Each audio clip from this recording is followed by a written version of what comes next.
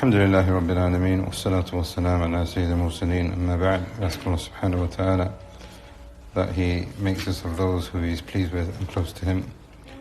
Imam al-Nawawi rahimahullah, Riyadh as-Saaleheen, birr al-walidain, wasilat al-arham, being dutiful to your parents and keeping ties of kinship. He narrates for us the hadith on the authority of Abdullah bin Amr bin As, radiyallahu anhuma. The Prophet sallallahu alayhi wa sallam said, "Laysa al-wasil bil-mukafir." The person who keeps ties of kinship is not the person who does it when everything is okay.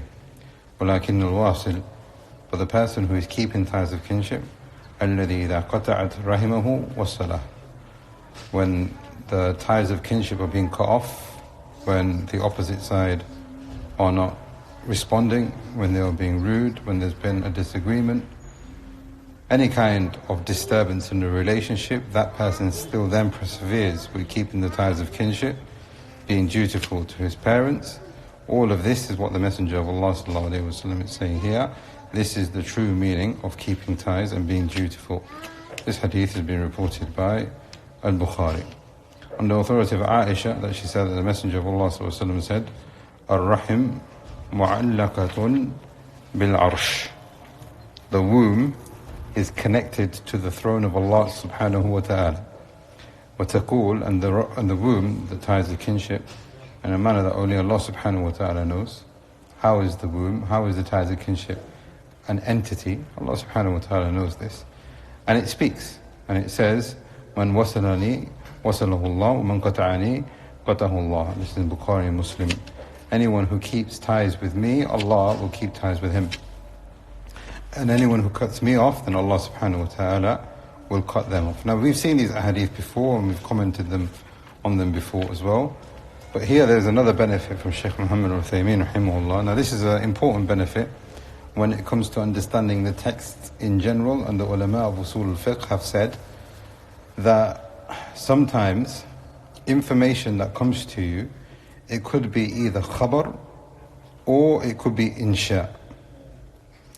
And what that basically means in simple terms, this statement here where the womb is saying, whoever keeps ties with me, Allah will keep ties with him, and whoever cuts me off, Allah will cut them off. Shaykh Muhammad is saying here, this could be understood in both ways. Either it's khabar or it's insha. What does that mean? Either the womb already knows, and Allah subhanahu wa ta'ala has already informed the womb and given it that respect and said, look, whoever keeps ties with you, I will keep ties with them, and whoever cuts you off, I will cut them off. This is information. Or it could be insha. Now insha here, the Shaykh is saying here, referring to dua, meaning the womb, the ties of kinship, which is connected to the Arsh of Ar-Rahman, makes dua. Man wasalani, wasalahu Allah. Whoever keeps ties with me, then I am making dua for them, that Allah keeps ties with them. And whoever cuts me off, then I'm making dua against them.